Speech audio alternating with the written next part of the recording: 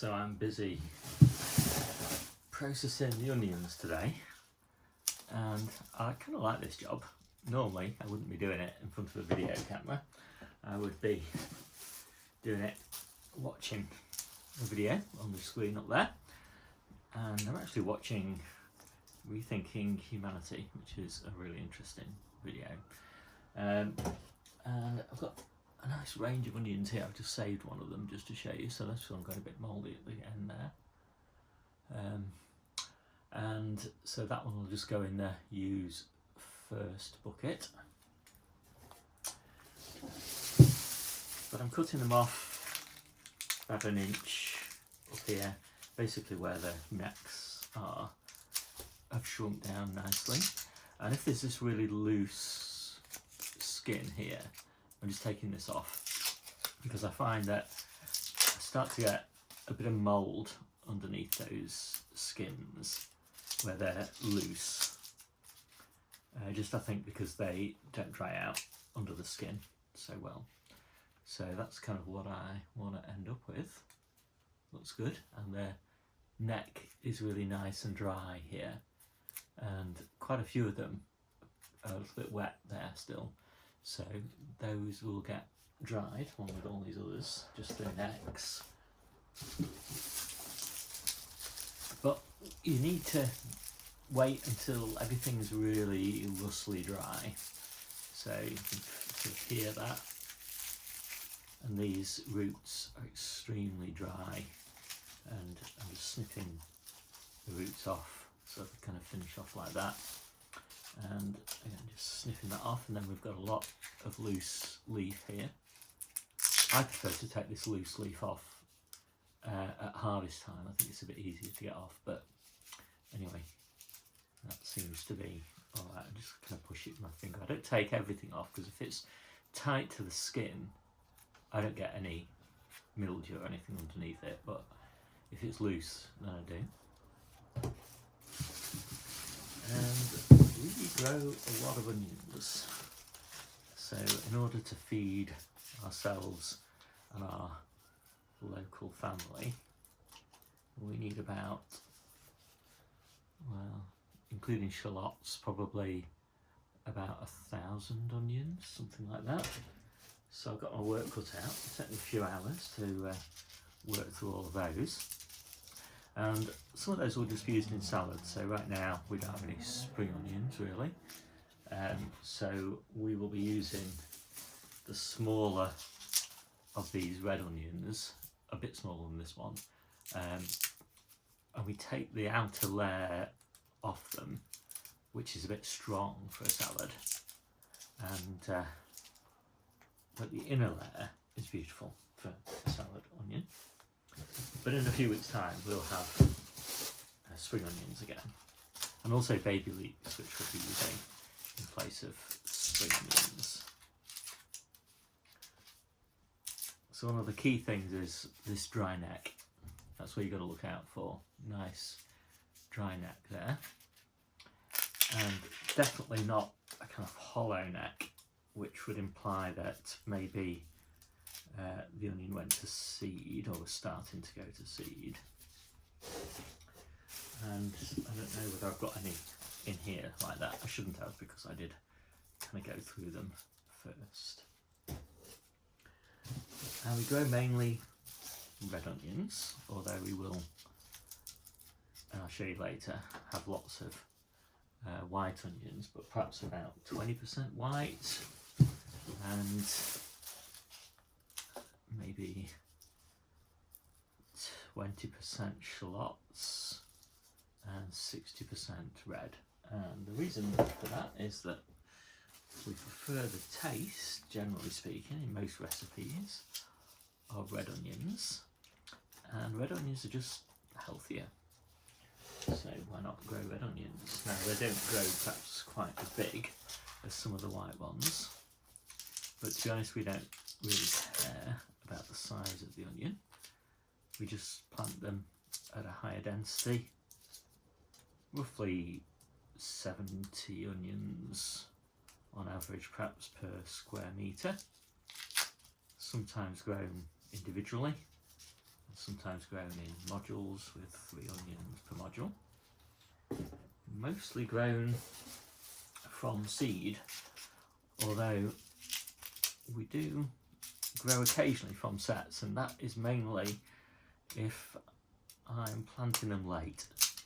So for example, I like to interplant my onions into parsnip beds in the gaps between the parsnips, and I generally do my parsnips about May, and that's too late really to keep my onions healthy if I sow the onions in February.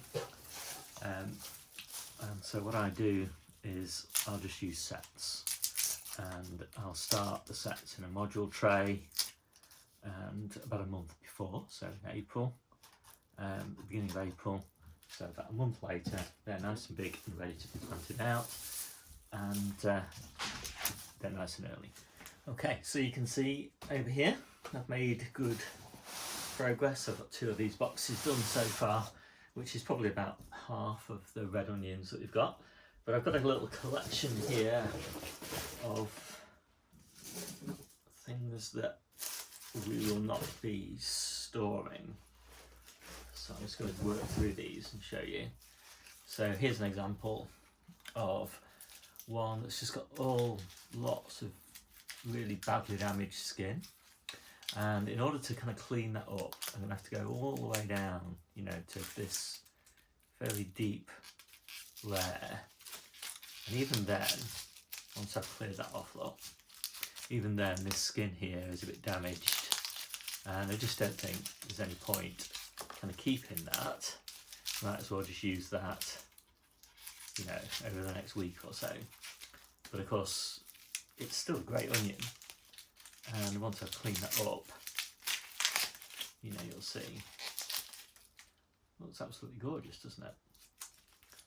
But yeah, so that's, I generally, once an onion is down to that sort of level there, I'm not going to be using it, not going to be putting it in the store. So here is a great example of one that's gone to seed, and I wonder why it's even in the drying tent. But anyway, so I'll show you that anyway. So basically, whereas what we want to see is like this, where the neck is all dry, it's all nice and narrow, there's nothing there basically. You can see if I pinch it with my fingers there, there's no, the neck is completely closed up, which is what you want. This one is completely solid there, and if we were to try and dry that, then you would probably get a kind of void down the centre of this neck here, through which, you know, air and mould spores and things like that would go down there, and it's moist in there, can't get it dry deep inside, and so this would probably rot. But again, that is perfectly acceptable to use now. If you cut that in half, what you'll see is you'll see this neck here, this stalk, flower stalk, in the inside of the bulb. You just take that out and use the outer skin. And here's a shallot, which again was in the drying area. And you can see again what that looks like. To be honest, I don't think there's a lot of point really using that shallot. There's not much going to be of any use there. So here's another example of one that when it was being cleaned up, you really couldn't clean it up without taking it down to quite a depth. And again, this is one that I'll just use now. Now, I like to have the skin kind of perfectly intact, and so I don't really want this loose skin that you might be able to see there. I wonder if I've got a better example here. Not many examples, unfortunately. But the issue is that when the skin is loose here, you get mould spores underneath it, and the onion's still alive, and so it's respiring, and so moisture is kind of coming from the inside out gradually, and that moisture gets kind of trapped underneath this skin, where the mold spores also kind of end up residing. And instead of this beautiful skin here, what you end up with is a dusty mold underneath the skin. Now, if you take all that skin off, this is so slow to do on video, right, so if you take all that skin off, you'll see that that skin now is perfectly intact right up to the neck, although you will see there, look, the neck is a little bit wet, so it needs a little bit more drying. But because that's completely intact all the way around, nothing can get in. So although that surface might get slightly damp as the bulb respires, there's nowhere for the mould to kind of get trapped underneath the skin. You might still get a dusty mould on the surface, but generally you'll spot that and just pick that out and wash it off and use it, and it's perfectly acceptable. You know, just because it's got dusty mould on it or something, it doesn't make it poisonous. But you obviously you want to just spot them in the tray and use them as quickly as possible, and that's why we tend to use trays like this, so we can keep an eye on everything. And we'll use some trays like this, some wire trays, and we'll plait some as well. So just a variety of different ways. And we will have a fan just gently running over these and drying them off every a few hours every day. Heavy. So now I'm going to start doing these shallots. Oh, and then we've also got these little onions like this, and these are no good for storing because they've got too much surface area for the volume, so they lose too much moisture. I think this, you know, this sort of size, these are perfectly acceptable for storing, but when you get down to that size, use them now. And these are the ones we'll use for spring onions, or salad, sorry, for salad onions in place of spring onions right now. And as I say, we'll take the outer skin off because it tends to be a bit strong. So they want to look, you know, a bit like that once they've been skinned.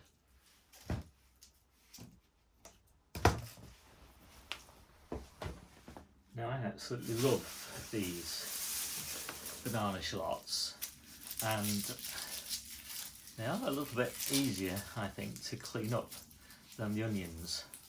And that is a big bonus because I've done a lot of onions today. I'm getting a bit fed up with them, but they're just so beautiful, and we didn't have anywhere to grow these this year, and so I decided that what I was going to do was just interplant them into basically any bed I could find.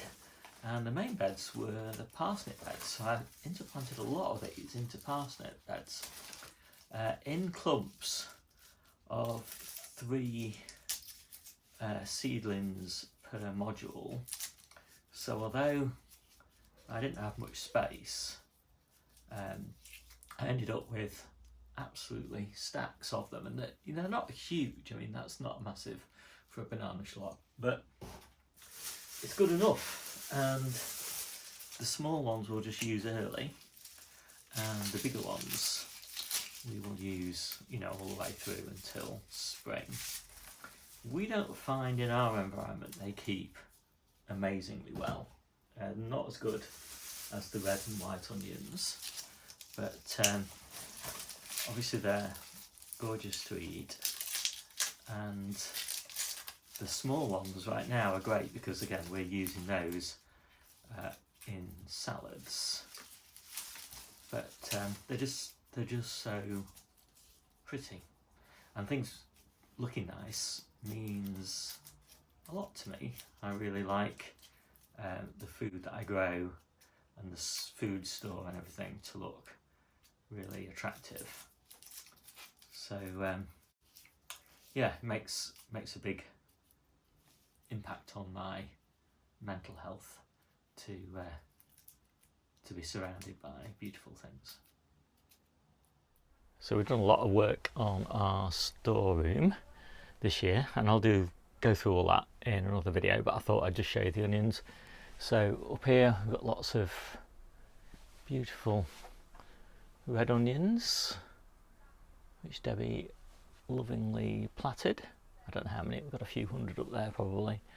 Some more there, looking lovely. And then we've got some more red onions in these boxes. We get these boxes from Morrison's. They're really useful. I don't know what they've had in them, apples or something. And then these are our used nows. So these are our used nows for salads. And these are our used nows for cooking. And this is what's left of our overwintered onions, Japanese onions. So a mix of tough ball and Shenshu yellow. And they're storing really nice. There's no sign of softness or anything with those, so we're really pleased with those. And we've got our shallots, it's looking pretty good. Got a garlic down there. Oh, and then we've got the trays, these wire trays.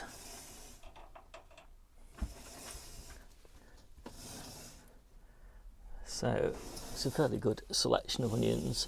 And then finally we've got just a few litres of onions in the freezer, chopped up and ready to use. So as always, if you want more information on anything that you saw in this video, or any video pretty much, then you can go to my ebook. There's a link in the description below, or you can just go to gardening-ebook.info. It takes you to the same place. And in this case, we want to look at the individual growing guides. And I'm writing a lot of these over winter, so only the ones in green have been written so far. And in this case, we want to scroll down to main crop onions and shallots. And it's a pretty comprehensive guide. And this year we did a lot of experiments. We did a lot of seeds versus sets at different timings, and we did a lot of different planting densities, and we did a lot of looking into, what the best mix of seed sets and planting densities are for different scenarios, and all of that is now in this guide. It's all been fully updated, and lots of extra videos as well. There's even a link there to Nigel Muddy Boots channel if you want to grow big onions, sort that you might want to grow if you want to show them. But I grow medium-sized onions in the main, and small onions for salads, and just a few large onions. We don't need very many large onions. But anyway, whichever size of onion you want, the details are in the guide as to how to do it.